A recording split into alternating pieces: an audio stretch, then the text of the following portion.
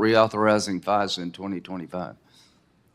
Senator, I believe 702 is up in 2026. Okay, I'm I sorry, believe it's 26. 2026, and we will closely be looking at that. FISA is a very Do you important tool. agree that the 702 provides important intel gathering capability to protect our nation? Extremely important. Okay. So, Pam, you're about to step into a job that's one of the most important jobs in any democracy. One, we're not a democracy. The United States Senator, I would hope, would know that. Two, as I talked about in the open, after all the abuses of our rights we've seen by FISA, every time I see a GOP senator talking lovingly about FISA, sorry, I see a GOP senator that has dirty pictures out there from the intelligence agency. Joining me now, Mel K, author of the book Americans Anonymous. Man, these GOP types, John Cornyn, James Naked Ken Doll Langford, Lindsey Graham, they sure do love them some FISA, Mel. Yeah, you know, it doesn't matter that it totally violates the Constitution and the Fourth Amendment, or that it was abused 3 million times in the first Trump administration, let alone was how Crossfire Hurricane was set up. And don't forget, when they extended it, they made sure that Congress nor anyone connected to Congress can ever be FISA'd from 702. So it exempted them as well. It's truly unbelievable. That always seems to work out for these people. So explain to people, Mel, for those maybe people are just now tuning in, getting aware of the political process. FISA, what do you mean abused? How's it been abused? What is it? How'd they abuse it? Okay, well, FISA 702 is basically a way, after the unconstitutional Patriot Act, it was passed to spy on people without a warrant, without them knowing, using the NSA database.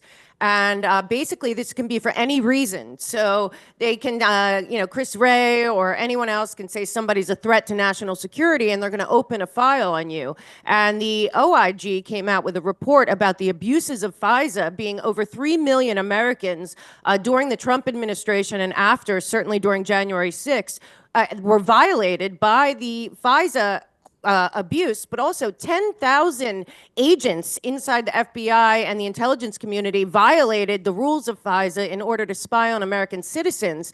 First of all, FISA should be only for foreigners, but really what they're doing now is they use FISA, and then anyone that they're going after with FISA who's spoken to that person, they're going to jump to and allow themselves to spy on that person.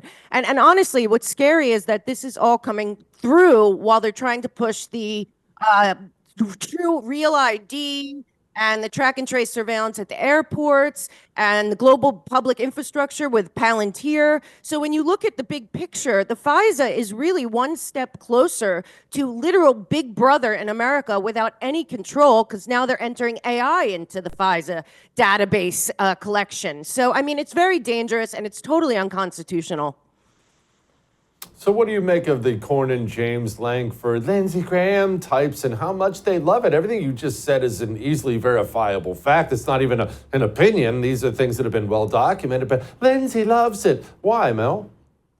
Well, I think it's because of control. I think it's also these people are very siloed. The entire IC, all of the different agencies after 9/11 were supposed to come together and work together. That is not what's happening. What is happening is that they are very siloed into different groups. So it's very possible that Langford and Lindsey Graham and these people are getting information predominantly from the House Permanent Select Committee on Intelligence that this is crucial to finding terrorists in America. But we all know that that's not what it's about, and it never was. It really is about a full track and trace surveillance system like in China that these same people funded and built, that they want to run here, pretending that it's for our own safety yet again.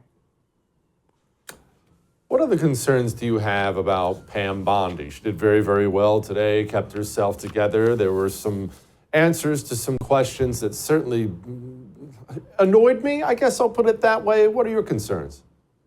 Well, my one concern is still, I am still concerned about what happened with the George Zimmerman case when she was the AG. I know that she's done a lot of great work and she really, really knows the entire Ukraine impeachment scenario because she defended Trump. But something did happen with Ray Crump and Eric Holder during the Zimmerman case where she was instrumental in reopening a totally provable self-defense case as a civil rights case under the DOJ National Security Division. And Bill Crump put up a witness that was not the real witness, and everyone knew it, and she must have known it. I would like to have somebody question her about what happened during the George Zimmerman case, because there was a lot of really, really bad stuff that set off the Black Lives Matter uprising that had to do with reopening that case as a civil rights case, with Eric Holder then cementing the whole idea that the white supremacists were the problem in America.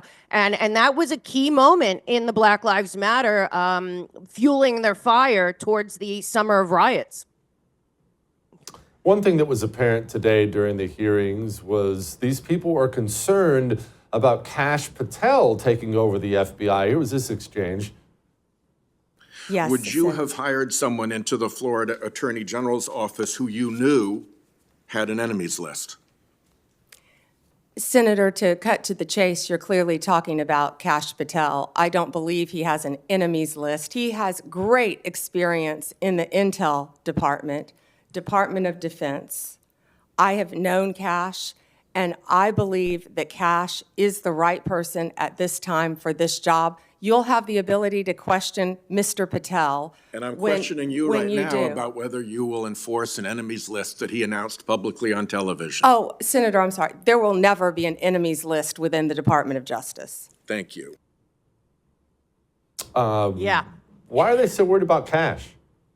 Well, A, because they spied on Kash with the 702. So let's remember that. Also, because Kash Patel and Devin Nunes put in 12 criminal referrals and have all the evidence. And also, beyond that, Kash is the one who, more than anyone else, has identified the players. A lot of people don't talk about the names of who's behind lawfare, who's behind West Exec Advisors, what they've been doing behind the scenes in the shadow government. Kash knows all of that. And frankly, it's not an enemy list against anyone except for the people of the United States of America who were lied to for over 10 years about everything having to do with Donald Trump and Russiagate and all of that. That's not an enemies list. That's a list of people that should be held accountable for breaking the trust of the United States citizens and for lying to this country in cahoots with the media for total distraction. While we could have been building our country back, they were tearing it down behind the scenes, and Kash knows where the bodies are buried. So I don't blame them for not wanting him there, but he's got all the evidence that he already needs. Yeah, I'm looking forward to this. Mel, as always, I appreciate you. Come back soon. I would thank you for coming to my YouTube channel, but I know how brilliant it is, and I know you love it here. So subscribe and watch. We're going to start really ramping things up and putting some funny stuff, some interesting stuff out there, some collaborations. Either way, my YouTube channel is officially the place to be. So stick around.